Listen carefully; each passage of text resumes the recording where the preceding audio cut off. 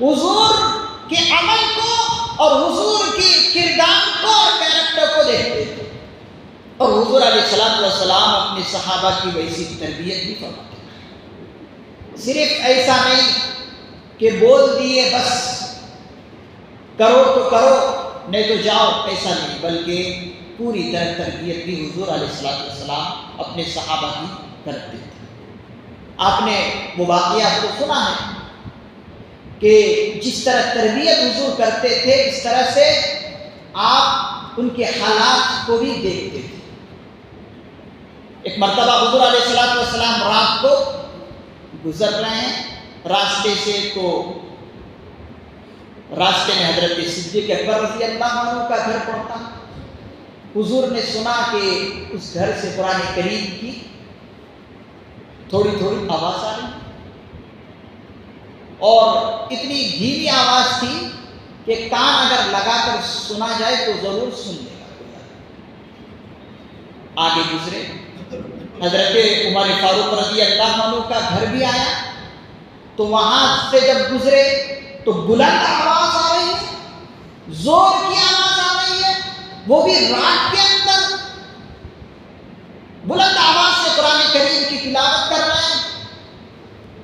صبح ہو گئی، دونوں حضرات دربار رسالت صلی اللہ علیہ وسلم میں پہنچے اور پوچھا کہ صدیق اکبر رضی اللہ عنہ، جب میں آپ کے گھر کے پاس سے رات کو گزرا تو آپ قرآن کریم کی تلاوت کر رہے تھے لیکن بہت دھیمی آواز تھی، کیوں ایسا؟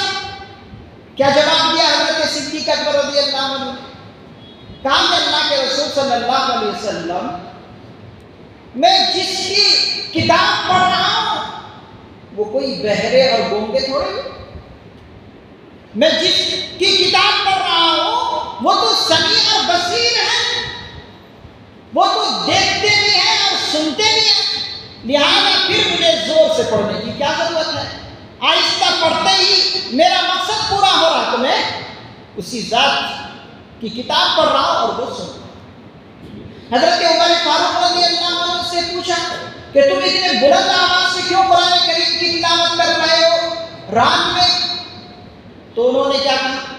انہوں نے کہا کہ اللہ کے رسول صلی اللہ علیہ وسلم، میں بلند آواز سے قرآن کریم کی تلاوت اس لیے کر رہا ہوں تو سوتوں کو جگا رہا ہوں اور شیطان کو بھگا رہا ہوں، جو سو رہے ہیں ان کو جگا رہا ہوں اور شیطان کو بھگا رہا ہوں۔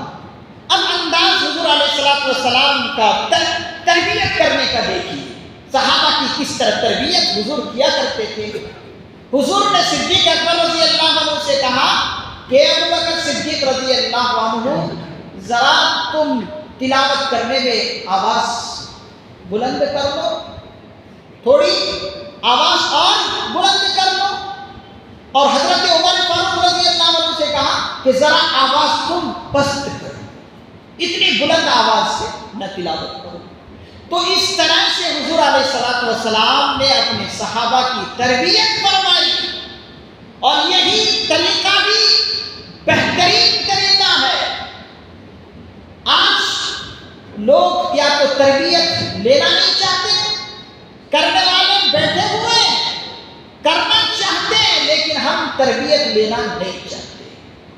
اور صحابہ کی حالت کیا ہوتی کہ ہر وقت تربیت لینا چاہتے، ہر وقت حضور کی خدمت میں رہنا چاہتے، ہر وقت تعلیم دین سیکھنا چاہتے۔